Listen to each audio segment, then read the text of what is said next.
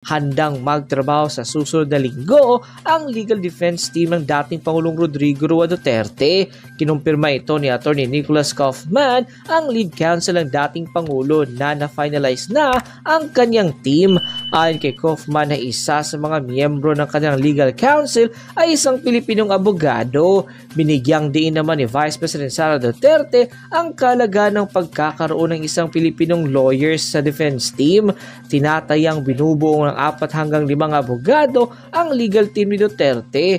Isa sa kanila ay nakausap na di umano ni Vice President Sara Duterte at magsisilbing assistant counsel ng defense team. Samantala ay nininaw ni Vice President Sara Duterte ang naging pahayag niya sa Senate investigation tungkol sa posibilidad na hindi na makakauwi si dating Pangulong Rodrigo Roa Duterte. Ayon sa kanya, hindi ito nangangahulugang nawalan na ng pag-asa ang legal team ng kanyang ama. Ang pahayag niya ay batay lamang sa naging diskasyon sa investigasyon. Maayos naman ang kalusugan ni dating Pangulong Rodrigo Roa Duterte ayon kay Vice President Sara.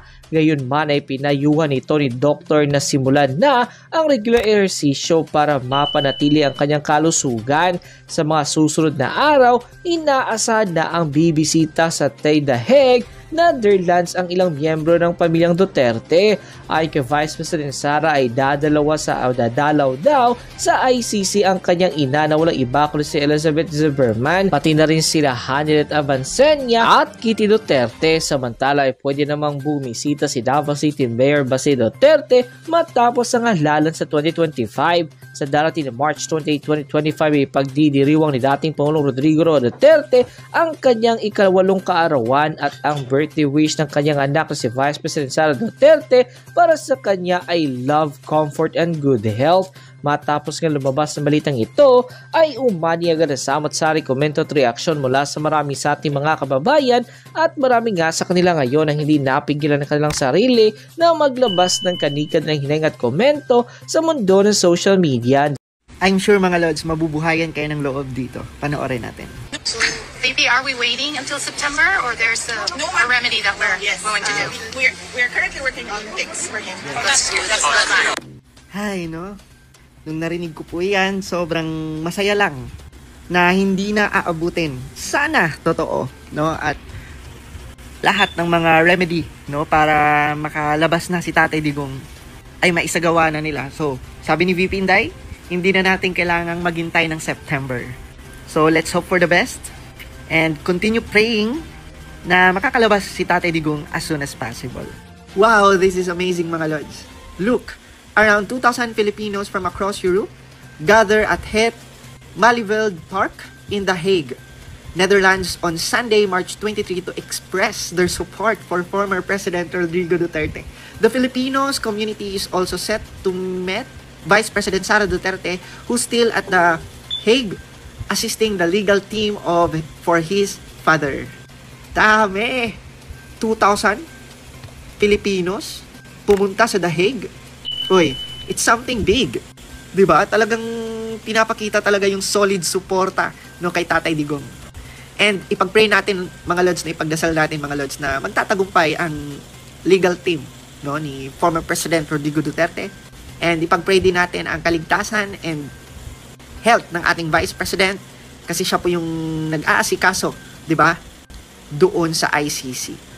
And saludo po sa lahat ng mga Pilipinong pumunta diyan sa Netherlands. Basahin natin ang statement ni VP Inday Sara. Sinabi ko na din sa kanya yon. Pa, sabi ko, yung kagustuhan mo na umuwi, iyan din yung katapusan ng buhay mo. Magiging Ninoy Aquino Jr. ka.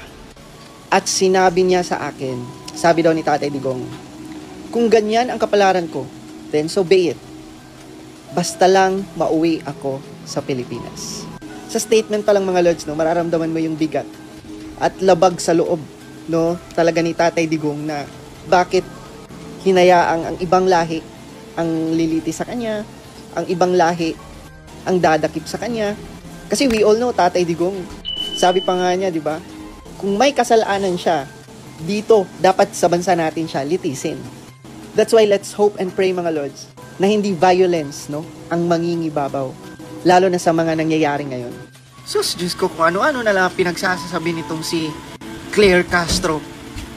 Basahin natin. Napakalayo po na ipagkumpara ang sarili o ikumpara ang dating Pangulong Duterte kay Ninoy Aquino Jr. na hindi nagkaroon ng anumang record ng mass murder or crimes against humanity. Mas ninais po ni dating Pangulong Duterte na ikumpara ang sarili niya kay Hitler. Diyos ko. Alam nyo, itong si Claire Castro, kung sumagot siya mga lods, no, napaka-defensive. Parang hindi professional kung sumagot. Yung pag sumagot siya, hanap gulo. Pwede mo naman sigurong sagutin ng professional way ang tanong. Hindi yung parang aatakihin niya rin yung nagsasabi ng ganito. Di ba pag nasa gobyerno ka or ikaw ang spokesperson ng gobyerno, dapat hindi ka hanap gulo kung sumagot. Claire. Ako po may mensahe. May mensahe daw sa birthday. Kantahan natin ang happy birthday. Yun lang po. Syempre birthday po yun. Kailangan po maging maligaya ang taong nag-birthday. At wini-wish po natin siya ng happy birthday. Salamat po. Yun po. Ang presidente po, wala pa po ba? Ipapaalala ko po sa kanya na birthday po ni dating Pangulong Duterte sa March 28. Baka po hindi niya po natatandaan. Tawang-tawa, no? Napakulong niyo na kasi. Napaka-sarcastic ng dating ng spokesperson ng Malacanang. Di ba? Imaginein mo, former president yon. Pero pabalang lang siyang magsagot. Kasi naman, di ba? Masaya kayo sa ginawa nyo. Hindi talaga iniisip nitong spokesperson na to na hindi rin basta-basta ang dami ng sumusuporta, no, sa mga Duterte at kay Tatay Digong. And yet, may spokesperson tayo ng bansa na ganyan lang kung mag-response, kung magsalita, di ba? Parang namimikon. Hindi po, nakakatawa, Claire. Peaceful gathering. For what? For what? For what? For what? Anong purpose? Wow. And they can discuss this over YouTube channel nila, Wow. over social media accounts nila. And for what is that gathering? Paki mo. If they really for peace, Anong why are paki they mo? asking for the resignation of PBBM? And Sa kanila another na yun. point, meron po siyang nasabi na during the time of former President Duterte, nagalit daw si First Lady Liza Araneta Marcos kasi hindi ibinigay kay PBBM yung position as Agriculture Secretary. Is there a truth to that? Fake news? Fake news. Pisti. Hoy, Claire Castro, anong paki mo kung mag-gathering? Anong paki mo? Pati ba naman yun, papakialaman nyo? Kung ano ang hinain at simpatya ng tao, wala ka nang pakialam doon. And pansinin nyo mga lords, no? The way sumagot ang spokesperson ng Malacanang. Grabe, di ba? Attack dog talaga siya. Yung instead na i-deliver niya ng maayos yung mensahe na hindi naiinis ang tao, ang ginagawa niya, nambabara siya, minsan sarcastic pa. Good job mga kababayan natin sa Vancouver, Canada. Dami. Panoorin natin. Wow.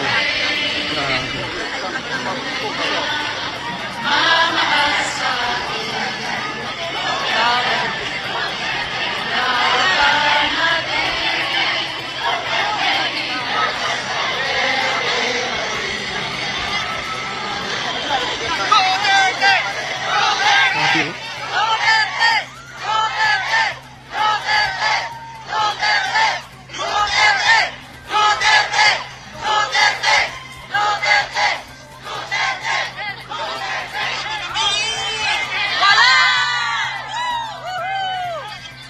Grabe. Somehow mga lords, nagkaroon ng magandang impact ang nangyari kay Tatay Digong. Kasi, pinagbuklod-buklod at napagkaisa ang mga Pilipino, 'di ba, dito sa Pilipinas, maging sa ibang bansa, no? At nagpapakita ng suporta kay Tatay Digong. And imagine mo, it's from Canada, Vancouver, Canada, and March 22 po yan nila ginanap.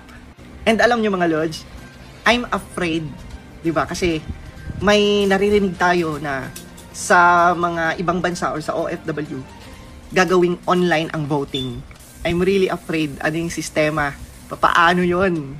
Sana mapoprotektahan ang boto ng mga kababayan nating OFW. Kasi kitang-kita mo naman, di ba, ang daming sumusuporta talaga sa mga Duterte. Usapan natin ngayon yung mga possibility, mga kondisyon para mabigyan si PRRD ng interim release. Sa atin dito parang piyansa o bail, paano siya makalabas. Habang hihintay niya ang trial niya, makalabas siya at hindi siya nakadetain sa detention facility. Okay. So, mayroong article ang ABS-CBN, maganda naman ang pagkapaliwanag. Title, Duterte could be granted interim release if condition for arrest lifted. Lawyer. Okay. So, may isang magaling na abogado na nagpaliwanag. Okay, si Professor Michael Theo of the University of the Philippines College of Law said President Rodrigo Duterte could apply, okay, and be granted interim relief by the International Criminal Court if any of the three conditions that necessitated his arrest has been lifted. So, ano yung tatlong kondisyon na dahil sa tatlong kondisyon, kailan siya arestuhin? So, sa tatlong kondisyon na ito, kahit isa lang ang nawala na, pwede siyang bigyan ng interim release. Okay, ito. These are the three reasons bakit siya na-aresto. Number 1, to ensure that he will show up in the proceedings of the court. Number 2, to stop any interference with the investigation and the witnesses. Number 3, to stop the possibility that he will commit the crime again. So, isa-isahin natin ha. Kahit isa lang dito ang mawala, pwede siyang bigyan ng release according to Attorney Professor Theo. Okay. Ensure that he will show up at the proceedings of the court. Dito sa ating bansa, pag may warrant of arrest ang isang tao, basta bailable yung offense. Kasi may dalawang kaso non-bailable, yung mga mabibigat, murder, wala. Hindi ka pwedeng magpiyansa. Kagaya si Pastor Apollo Kibuloy, yung child trafficking and child abuse. Basta may mabigat siyang kaso, kaya hindi siya pwedeng magpiyansa. Nakadetain siya ngayon. Si DG Bantag, dahil murder yung isinampa sa kanya, non-bailable, kaya hindi siya, nagtago na lang. So, kung yung mga lesser offense, grave threat, yung istapa, perjury, cyber libel, mababang kaso niya, pwedeng magpiyansa. So, dito sa kaso is, kaya siya inaresto para siguraduhin na mag-attend siya sa court proceedings. So, kung nandun naman lang siya, nasa Netherlands na, baka pwedeng manifest bang tawag niya na basta palabasin lang siya sa detention facility at titira sa Netherlands, baka pwede. Kaya lang, ang gusto ni PRRD, uuwi dito sa Davao Kasi nga, gusto niyang ituloy yung kandidatura niya, gusto pa rin niyang maging mayor. Number 2, to stop any interference with the investigation and witnesses. Palagi ko, madali ito dahil hindi na siya presidente. Kung noong presidente pa siya, talagang meron siyang influence, meron siyang kapangyarihan to interfere with the investigation. Ngayon, hindi na siya presidente. So, palagay ko, pwede itong ilaban ng mga abogado. Hindi niya na ma-influensyahan ang investigation, pati ang mga witnesses. Private citizen na siya. To stop, number 3, to stop the possibility that he will commit the crime again. Ano ba yung kaso sa kanya? 43 na alleged murder. Nasaan yung 30,000 na sinasabi nila? 43 lang Okay. Wala na siya sa poder. Private citizen na siya. Paano niya gagawin ulit yan? So, ako, opinion ko lang ito. Itong condition number 2 and number 3, pwede itong basihan, pwedeng mawala ito. Yun lang, yung to ensure that he will show up. Pag uuwi siya dito sa Pilipinas, sa Davao, baka hindi payagan ng korte. So, ano sa tingin nyo?